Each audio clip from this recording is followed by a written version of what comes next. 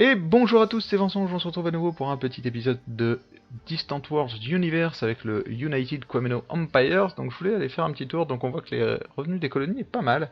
On a voilà, c'est correct, c'est pas génialissime, mais c'est correct. Pendant l'entre-deux, je me disais, voilà, on va peut-être aller voir ici s'ils ont quelque chose à dire. Donc ici, eux nous aiment pas, mais alors mais pas du tout. En fait, ils nous connaissent pas et en plus de ça, instinctivement, ils nous aiment pas parce qu'on n'est pas de la même famille raciale. Donc du coup, ça n'aide pas beaucoup. On va repasser en vitesse 1. Donc, pour vous donner une idée, là, avoir fait tout ce qu'on a fait en termes de recherche en 8 ans, c'est la preuve majeure que les Quameno sont des scientifiques hors normes. Normalement, si vous mettez à 500 votre truc de recherche et que vous prenez n'importe quel autre race que les Xenox et les Quameno, vous irez pas aussi vite en termes de recherche normalement. Normalement, ça doit être beaucoup plus long. Donc là, il se un polymère découvert sur Resh Prime. Pardon, on a découvert du polymère ici, mais c'est génial. Notre planète Lantia se goupille bien. Voilà. Donc là, ils sont en train de se moderniser. Lui, il répare le destroyer. Donc où tu en es? Voilà, il te reste encore 24 trucs à réparer. Eux sont en train de se moderniser, donc ils vont venir, ils vont en profiter pour ravitailler.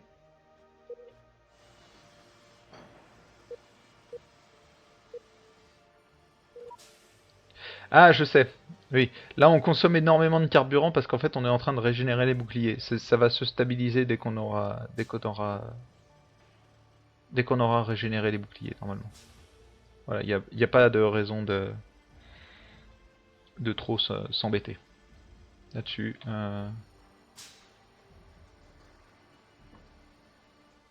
Donc voilà, donc eux se sont mis à jour, donc c'est des 1200.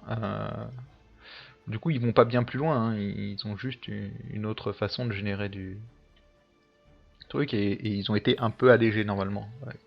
Taille 365, 383, voilà. Un peu allégé, c'est pas dans quelque chose de fou, mais un peu allégé.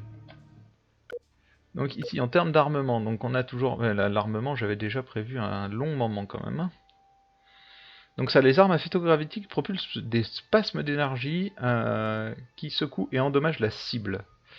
Donc là, il y a une grosse perte de puissance par rapport à, à la distance. Mais par contre, à courte portée, elles font extrêmement mal. C'est assez impressionnant.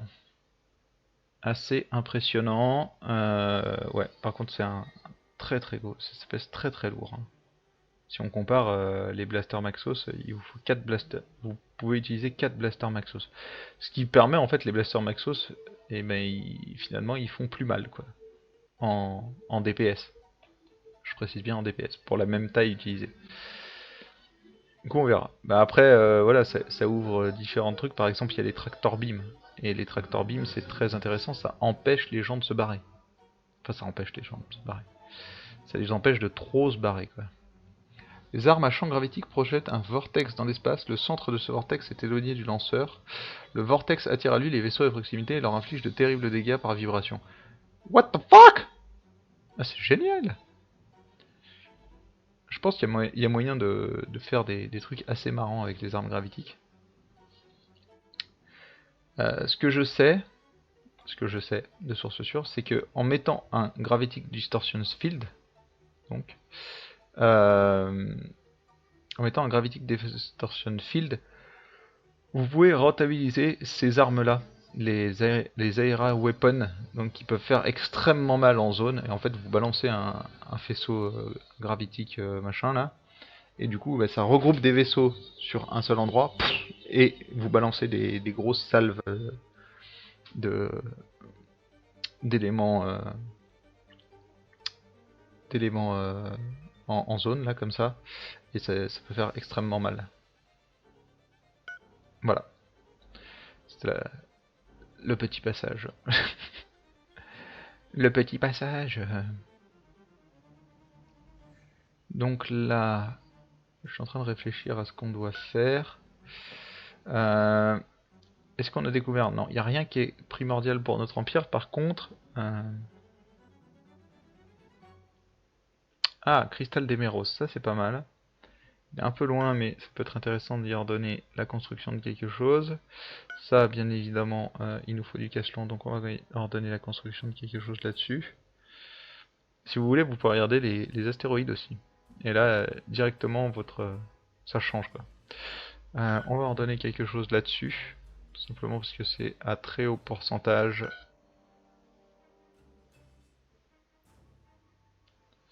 D'ailleurs, vous pouvez, alors, je sais plus si c'est celui-là.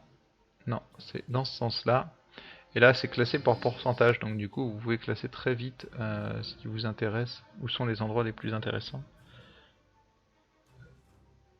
Là, par exemple, on voit que de l'iridium a le plus haut pourcentage, c'est sur un astéroïde chez nous. Ici, donc, on a de l'hélium à haut pourcentage. On va y construire quelque chose. Ça, c'est un... Ouais. Ouais, donc là, on a déjà... Ça m'intéresse pas des masses, du coup. Donc l'acier, et on va faire une autre ici. Pour de l'acier en plus. Voilà. Donc là, on a donné quand même pas mal d'ordres de construction. Donc normalement, nos éléments, là, ils devraient se goupiller tranquillou. Ah oui, donc... Ça, donc c'est les fameux, c'est les ponts d'envol. Donc j'aime beaucoup ces trucs-là, ça a un certain côté assez sympathique. Ça vous permet de faire des carriers en fait, c'est-à-dire des porte-vaisseaux, tout simplement. C'est-à-dire que vous allez utiliser donc des petits chasseurs, que ce soit des chasseurs d'interception, des chasseurs de bombardiers ou des chasseurs torpilleurs, et vous allez embarquer des vaisseaux comme ça. Ça se, enfin, en règle générale, ça reste quand même des gros vaisseaux. Donc si je vous montre ici, le pont d'envol c'est un truc qui fait 50. Donc bien évidemment, là pour l'instant on pourrait le mettre sur aucun vaisseau, hein, c'est beaucoup trop gros. Mais quand vous commencez à avoir des vaisseaux qui font 400 ou 500 en taille, vous pouvez avoir des énormes porte-vaisseaux très bien défendus et qui balarguent des dizaines de chasseurs. Et si vous avez une flotte comme ça avec 5-6 porte-vaisseaux escortés par des vaisseaux un peu plus avec un peu plus de punch, et ben vous allez très rapidement noyer l'adversaire sous des nuées de chasseurs. Il existe bien entendu des moyens de se défendre contre ça. Hein. C'est pas. De toute façon, il y a des moyens de se défendre contre tout, et normalement, alors où il est, je sais que ça existe. Il faut juste que j'arrive à le retrouver. Voilà, c'est ici. Vous voyez qu'ici vous avez de la point defense en fait. Point defense weapon, c'est tout simplement des batteries qui attaquent les chasseurs adverses. C'est spécialisé dans le fait de détruire des chasseurs, tout simplement. Mais c'est pas non plus, voilà, si vous noyez véritablement l'adversaire, il va devoir mettre de plus en plus de points de défense. C'est tromper de voie lors de la recherche des Light Interceptors. Ouais. Tant qu'il se trompe pas de voie sur les propulseurs Gerax, moi ça me va. Du coup, ça avance plutôt vite. Hein. Ça avance plutôt vite. J'ai l'impression que ce chiffre-là est par année, hein, donc du coup, normalement, ça justifierait, on devrait mettre... Non, non, ça voudrait dire qu'on met 8 ans, c'est pas... Je pense pas, on verra. Là, on est en 2109, on verra. On verra bien ce que ça donne. Je sais pas, très sincèrement, je sais pas en quel chiffre c'est donné, en fait, ce truc-là. Est-ce que c'est par année? Est-ce que ça peut pas être par mois, ce serait beaucoup trop rapide. Moi, ça me semble être par année, mais... Modélisation d'explorateur machin truc a eu lieu. Ok, donc là, du coup, il se ravitaille. Donc du coup, ici, on a visiblement du ravitaillement. Est-ce que t'as des stocks de... Oui, t'as des bons stocks de cachelon, pas... C'est pas la folie, mais ça passe. Si on regarde, les stocks sont en train d'augmenter, ce qui est correct.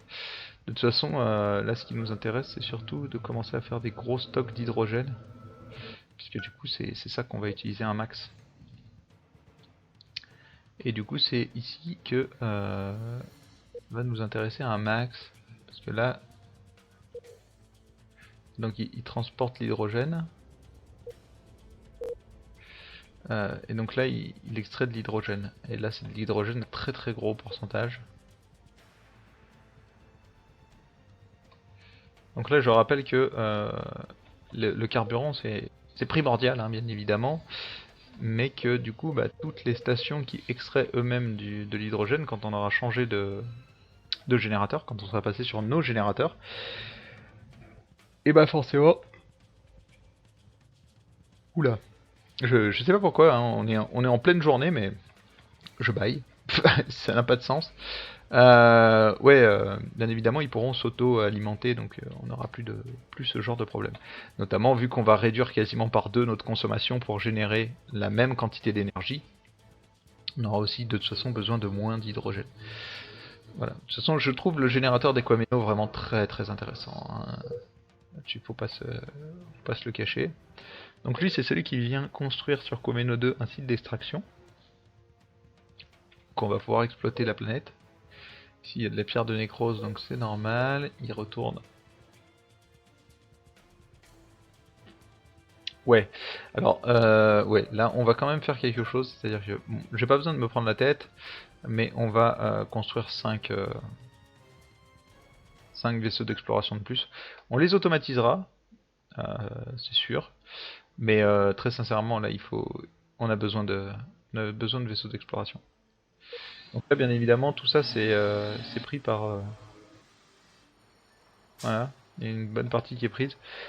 Alors notre élément là, notre spatioport est vraiment tout petit, hein, donc il peut pas construire beaucoup de choses en même temps. Mais pour l'instant, on n'a pas besoin d'avoir un spatioport qui construit des centaines de trucs en même temps.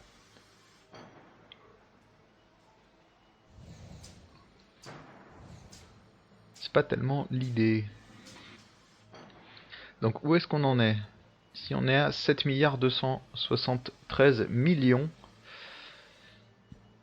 parce que là vous voyez qu'en haut notre bonus annuel a pas mal réduit, et donc on se retrouve à avoir des éléments à gérer. Alors là ce que je vais faire c'est que je vais ajouter une station de loisirs. Normalement. Donc vu qu'il va y avoir des gens dessus, j'ai pas trop envie qu'elle se fasse démonter, donc on va lui mettre un tout petit élément. Je vais tester le faisceau gravitique du coup dessus, en termes de défense. Donc c'est la Resort Stations, donc la RST 2100, puisqu'elle va être armée. Donc elle n'a pas besoin de propulseur, ça n'a pas d'intérêt. Elle va avoir besoin de cellules de carburant. J'ai pas envie qu'elle tombe en rade, donc on va lui mettre 4 cellules de carburant. Des compartiments civils, ça c'est indispensable bien évidemment. Donc, puisque ça va permettre de stocker des civils. Donc 6 millions de civils, ça me paraît pas mal. C'est peut-être un peu léger. Voilà. 12 millions de civils sur la station. Donc bien évidemment des baies d'amarrage, donc on va en mettre 4. Un centre de commandement, un centre de commerce. Vous voyez qu'il vous propose en haut, il vous dit attention, tu devrais mettre ça, etc. Un centre de loisirs, bon je vais mettre un centre médical au cas où. Et on va mettre de la Ben Life. Voilà. Donc là ils nous disent ouais, essayez de mettre une bête de stockage, machin, etc. Donc c'est des conseils, c'est pas indispensable pour le fonctionnement du truc, mais ça peut être intéressant. L'énergie collector, bah, on n'a pas encore, ça va venir. Ça nous permettra en fait de plus avoir à utiliser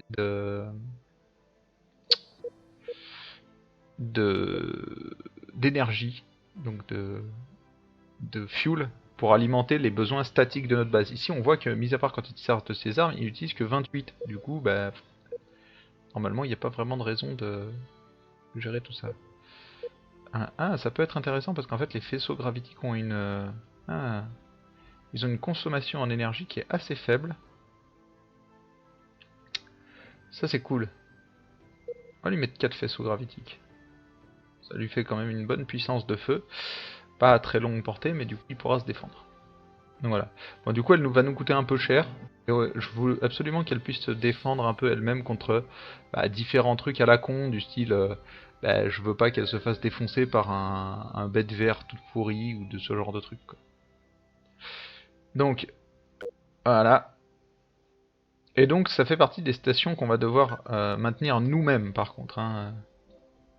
Voilà. Donc là on voit qu'on a les trucs de recherche, donc on pourrait mettre notre station en orbite, notre station de recherche en orbite autour de cette planète, ça nous donnera un bonus de recherche à l'armement. On va pas la bouger tout de suite, faut pas déconner. Donc là, on a découvert que 3 lieux de tourisme, ils sont tous dans notre système. Donc là, maintenant, on a un petit bouton qui nous dit, ouais, et si on ajoutait à la file d'attente le fait de construire une base de tourisme ici, bah, bien évidemment, nous allons le faire. On va le faire sur les 3 stations. Et donc là, on voit que dans la file d'attente, il dit, bah, il faudra construire des stations de tourisme de partout ici. Donc là, en fait, ces 2 lieux-là sont touristiques à cause des ruines. Celui-là est touristique à cause d'un ancien monolithe. Voilà, c'est une modification de la planète. Voilà, il y a un ancien monolithe dessus, donc c'est un lieu touristique. Ça donne des bonus de tourisme. Voilà, tout simplement. Là, les monuments, eux, donnent des bonus de tourisme. Donc, en plus, bah, ici, bonus de développement pour la colonie. Ouais, ok, mais bon, il n'y a pas de colonie.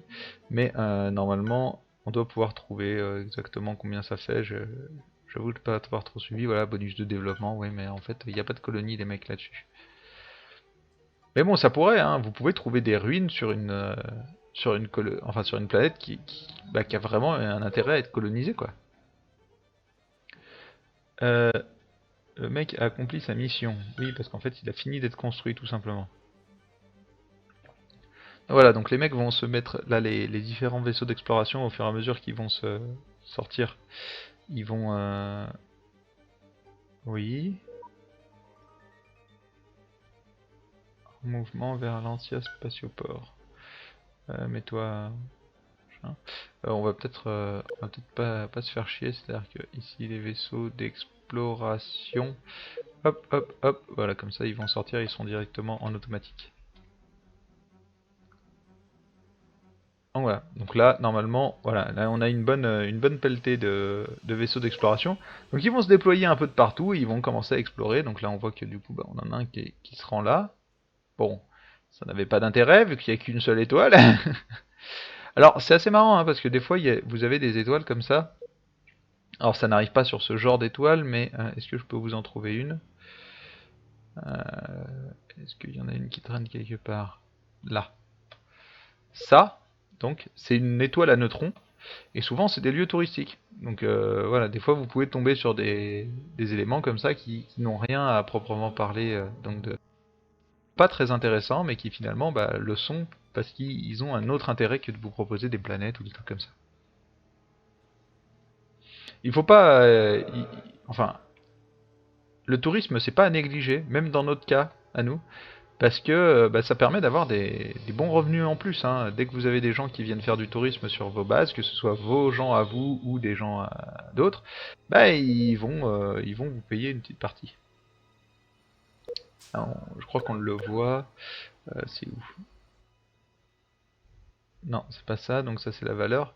Vous voyez que bah, plus on va augmenter, plus le centre de loisirs va devenir intéressant.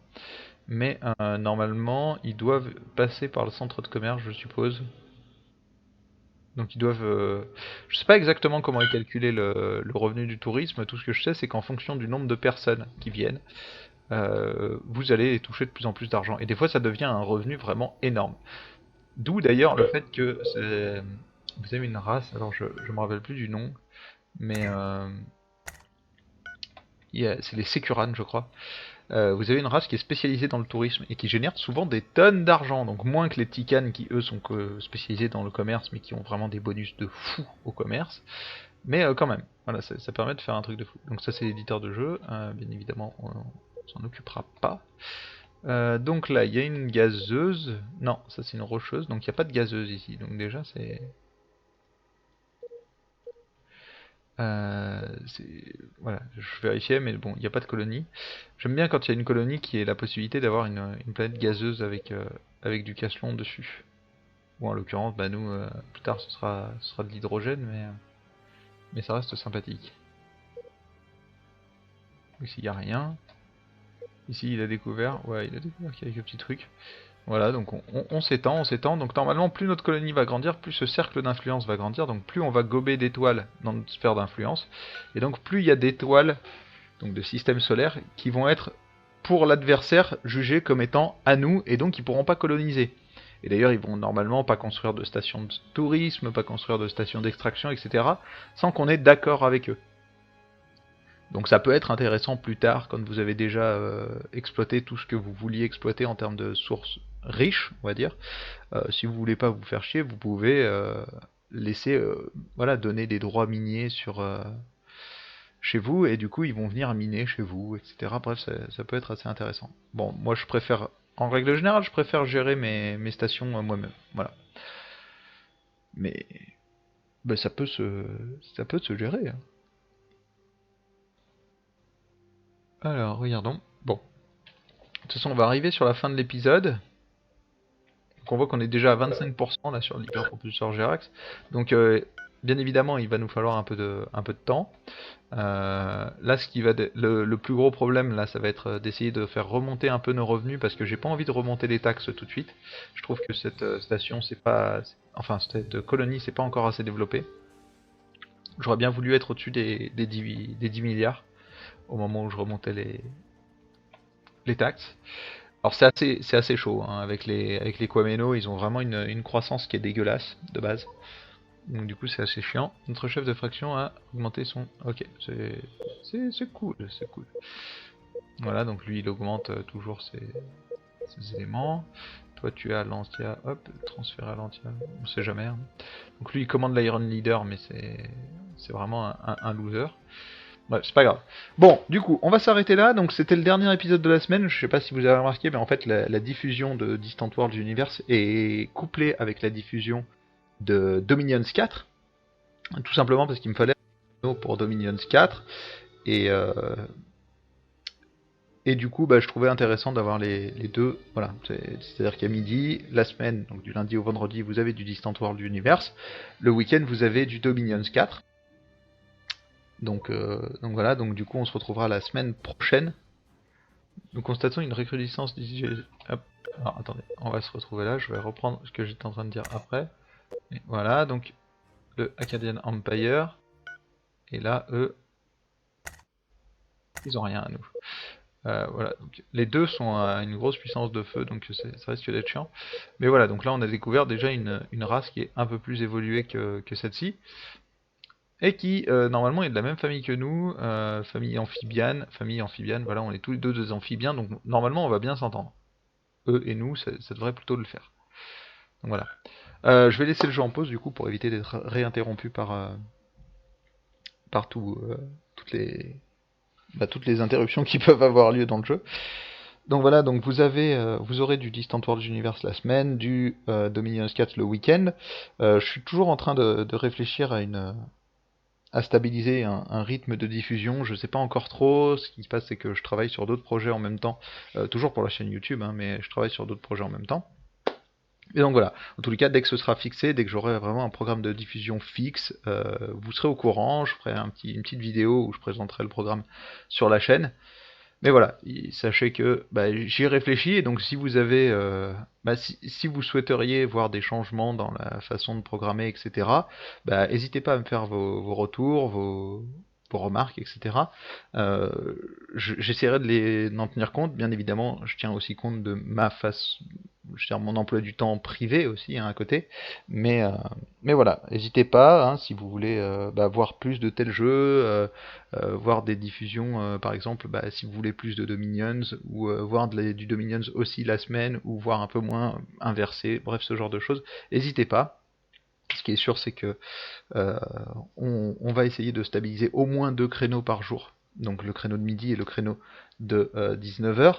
Et j'essaye de voir dans ma façon de m'organiser si je peux pas mettre d'autres créneaux, donc soit plus de créneaux quotidiens, soit des créneaux exceptionnels, genre le week-end des créneaux supplémentaires, mais juste le week-end. Bref, n'hésitez pas.